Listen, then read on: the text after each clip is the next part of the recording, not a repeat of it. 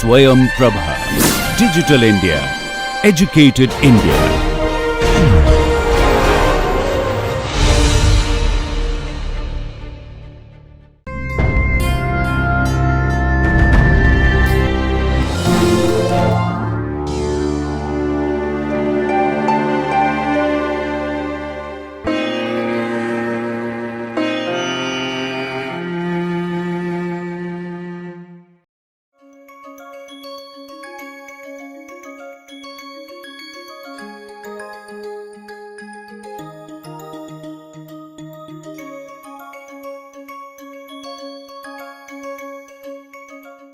Hello and welcome to this new segment of CD spectroscopy and Mossbauer spectroscopy for chemists.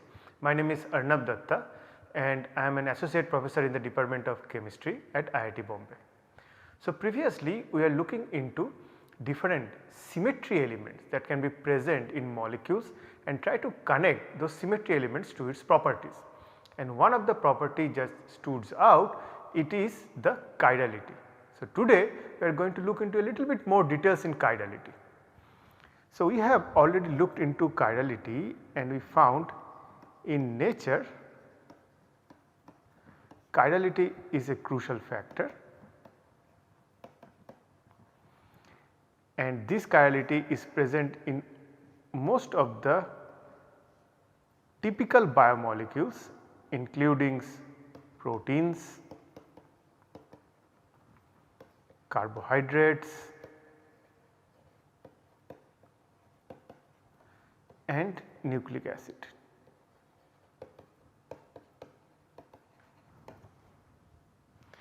And we have found these proteins are actually made out of amino acids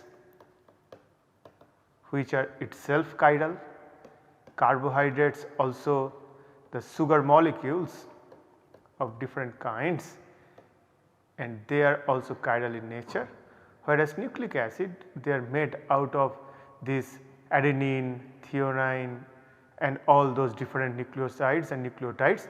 Those are itself not chiral, but when they create the secondary structure, those are chiral in nature. So altogether we found that in these biomolecules from the molecular level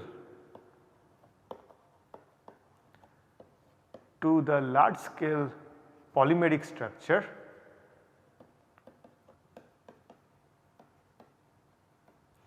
the chirality is playing a huge role.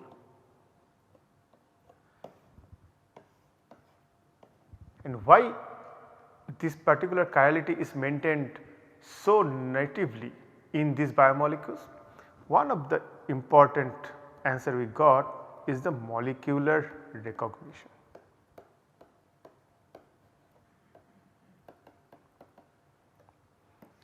So as we have looked into the different molecules and how they behave and how they interact with the different molecules present around it, we found this molecular recognition is one of the important factor which actually says how the life is going on. So if we try to answer what is life in a very broad perspective, we found that we can define it like there are multiple chemical reaction happening, but in a synchronous way. So they kind of know which reaction we need to perform, which reaction we need to shut off and which reaction we need to prefer. So how these molecules can detect, can sense which reaction they should go forward with, and over there comes this particular term molecular recognition, and chirality is an important part of this molecular recognition. So that we are going to look into in much more detailed format in this particular segment. So one of this molecular recognition that we can think about is for the protein-protein interaction.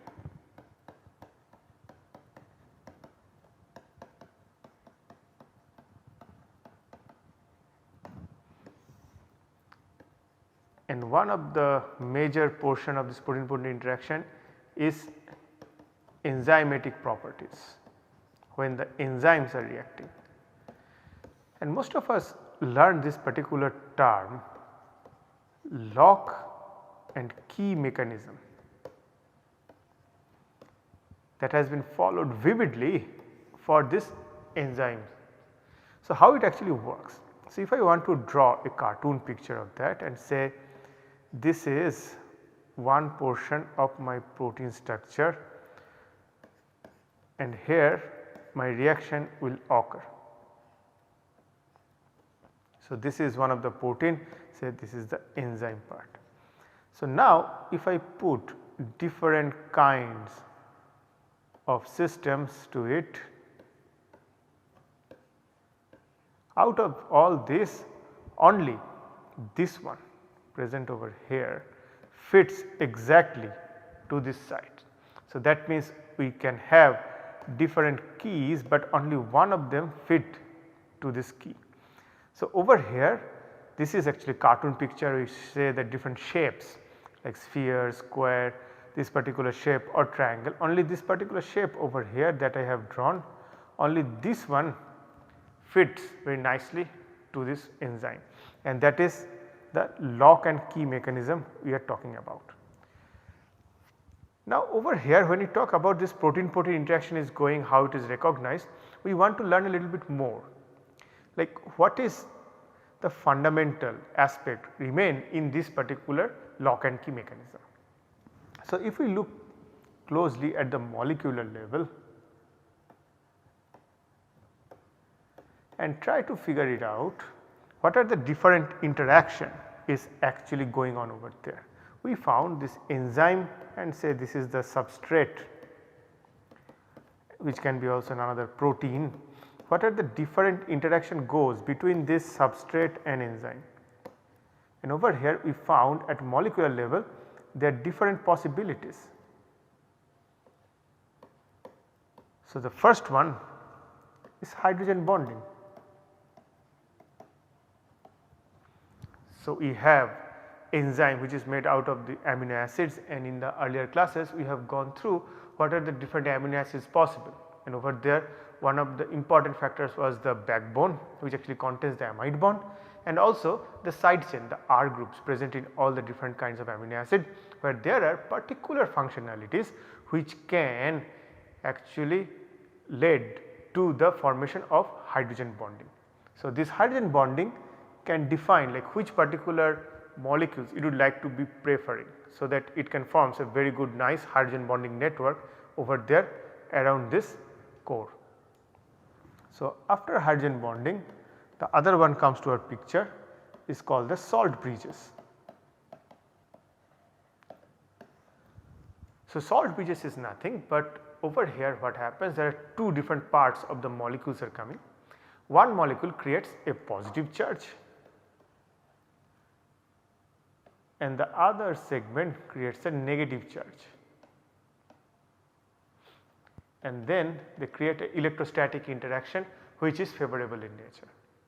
So, for an example, arginine, lysine, those kind of amino acids with their side chain they can create this positive charge, whereas aspartate, glutamate they create the carboxylate acid group which is negative in charge. So, if you bring those two different types as arginine, lysine and aspartate glutamate together, you are going to get a very nice electrostatic interaction which is known as the salt bridges. So, that is one of the other common factor comes over here. The third one comes into this picture is hydrophobic interaction.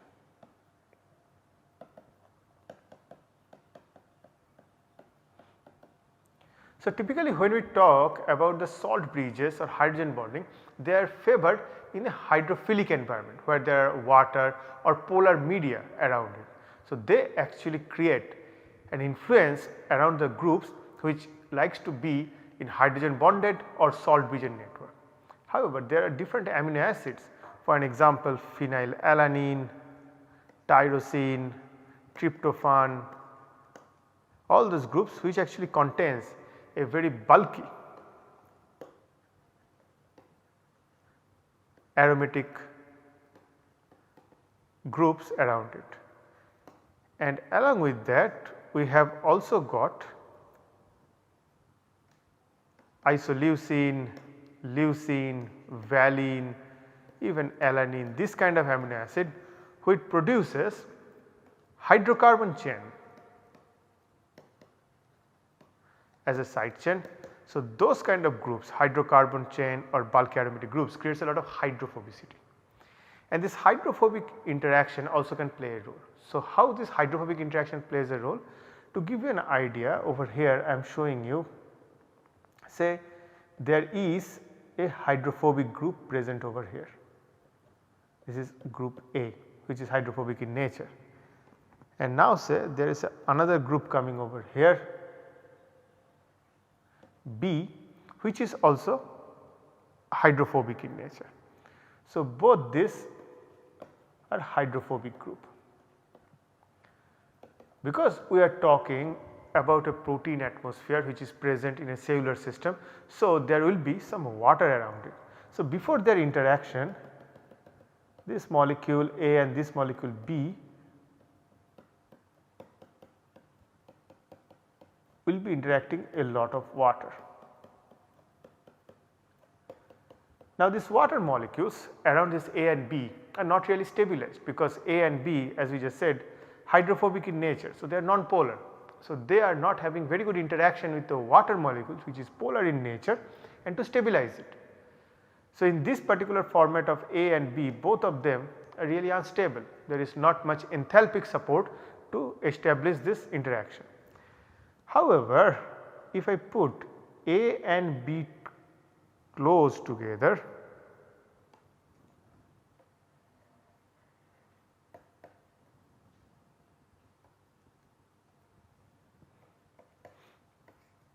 now what happens, all these water molecules that was present in between, now they can leave and go outside.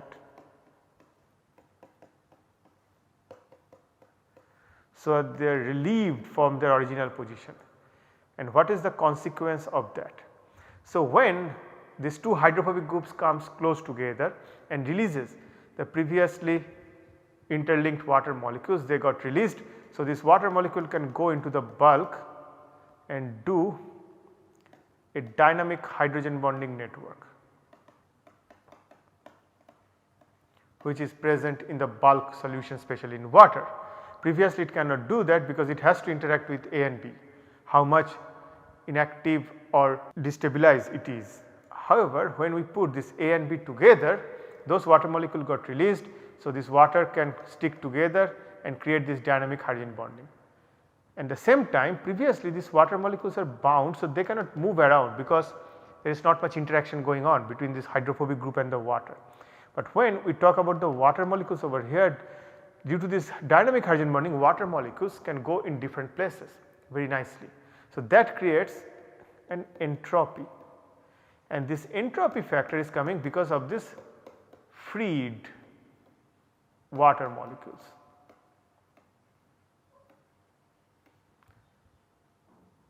And this particular water molecules actually creates the overall Gibbs free energy negative. So, that is why hydrophobic interaction is favorable in nature, not only because A and B actually have some interaction in between them, which is possible through pi-pi interaction and all those things, but the major contributor to that in a polar solvent or aqueous solvent is the release of the bound water molecule and create the bulk water.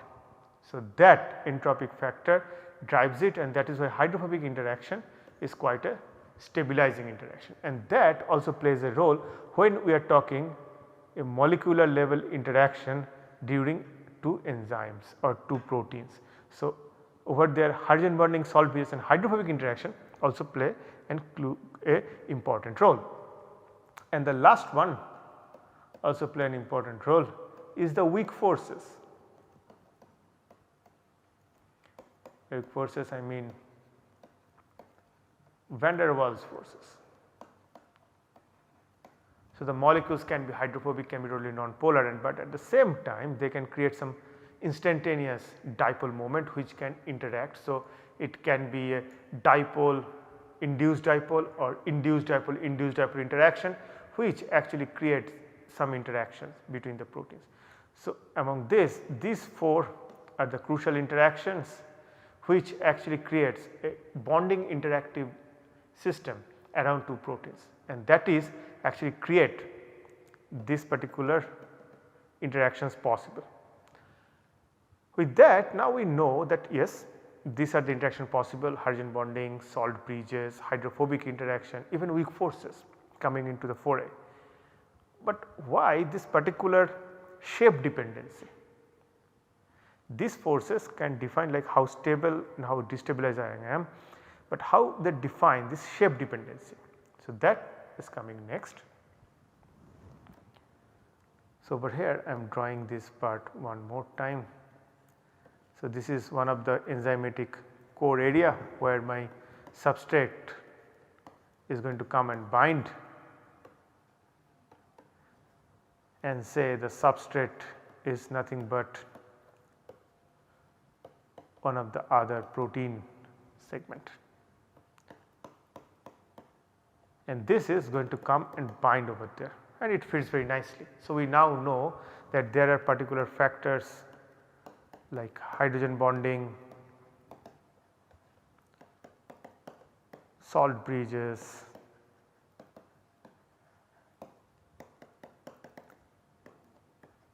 hydrophobic interaction,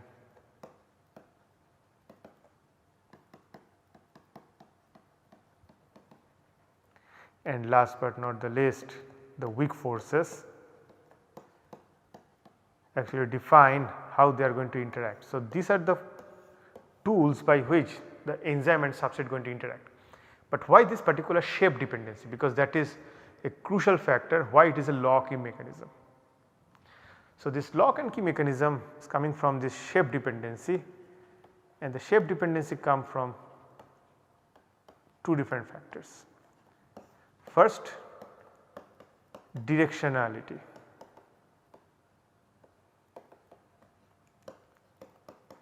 Of the interactions. So, now say over here in this particular molecule, over here I have some particular groups which can do hydrogen bonding. So, in that respect I would like to put over here in my molecule some corresponding groups over here, so that they can support this hydrogen bonding network on this molecule. So, over there you can see if this molecule goes over there, it can create interaction between them. So, let me draw that one more time. Once it is getting formed the bond,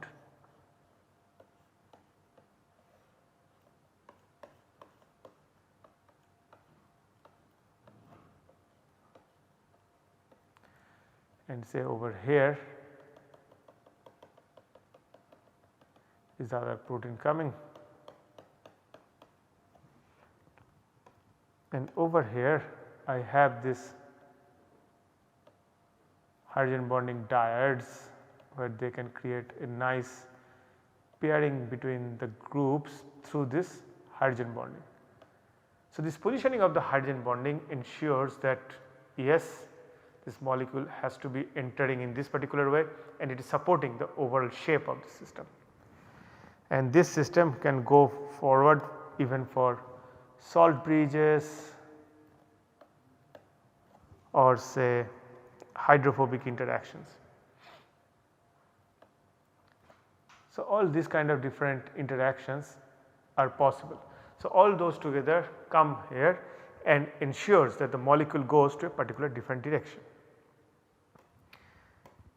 With respect to all those things, directionality of the interactions, the other thing come into the picture is the chirality. That also defines how your molecule is going to interact particular through this lock and key mechanism. And that is coming from the natural amino acids and their integral chirality. So, any amino acids, we have drawn that earlier, so we will draw that one more time. This is the alpha carbon of the amino acids again, and over there this is the carboxylic acid.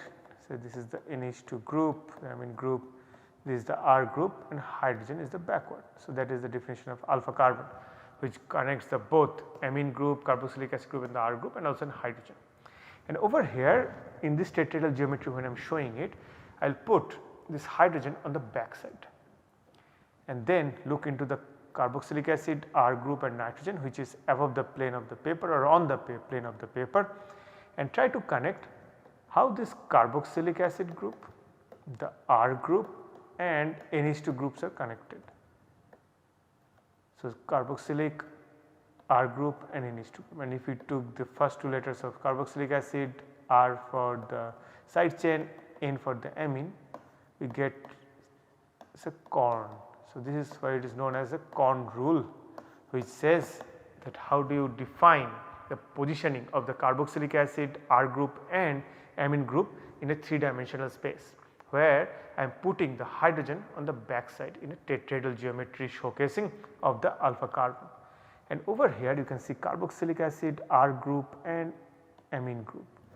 How I am moving? I am moving like this. So, it is a left hand motion. So, that is why it will be called as an L amino acid. Similarly, carboxylic acid of another alpha carbon, put the hydrogen on the back and now swap the places between amine and R group, and over here the corn rule, you can say it is going the other direction. It is going from the right hand side rotatory reaction. So, that is why it is known as the D amino acid. So, this is the L amino acid and this is the D amino acid, and that is how they interact between themselves. And this particular D amino acid, what we are showing over here, will behave differently than the L amino acid, because you can see although the groups are same, carboxylic acid, R group or amine group, their orientation is different. Where is the R group, on the right hand side or the left hand side, and depending on that they would also create an additional directionality during this interaction, and which would create particular phase on this enzyme binding site or from the substrate that they would prefer to bind on that particular phase, and that also creates another dimension to this lock and key mechanism. So, with respect to that we can say yes, lock and key mechanism actually works, and over here the different functionalities that is actually creating that, one obviously is the directionality of this different interaction, but it is also complemented by the chirality, which ensures the molecule has a particular phase during this particular interaction. With respect to that, the other particular motion other than this enzyme based lock and key mechanism,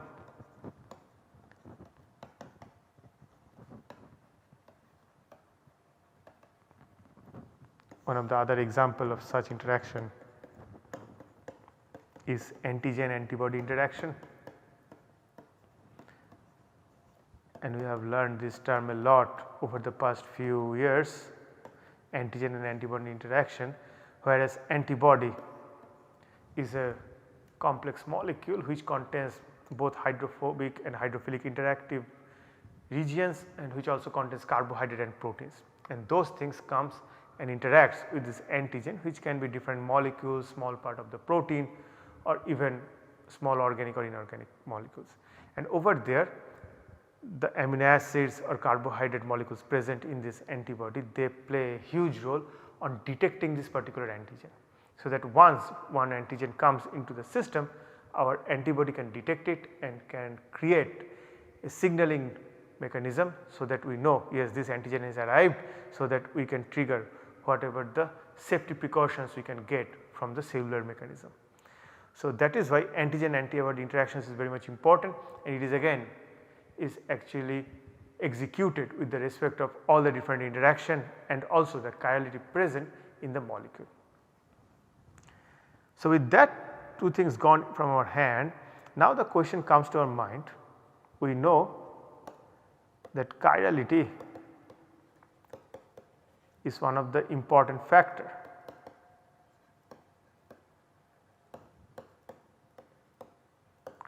But the question is, where does this chirality began? So, you start questioning the origin of chirality, because so far we know we are seeing chirality from the beginning of the life. Even for a very simple single cell systems like amoeba, they also have chirality because their proteins are made out of the chiral amino acid molecules. Now the question is where all those things kind of began, and can we understand how this particular system actually originated, so that we can have an idea how this chirality is playing a huge role in this particular factor. So that we will cover in the next segment. So in this particular segment we have covered so far the molecular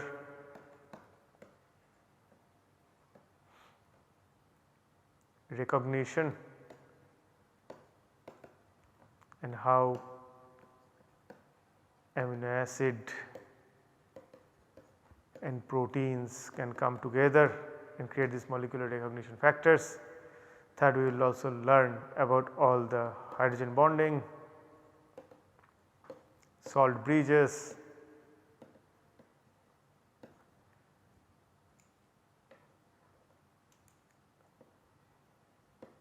hydrophobic interaction and weak interaction. So those are the common factors which is going to come into the play, and we look into details of this lock and key mechanism and how that works in biology.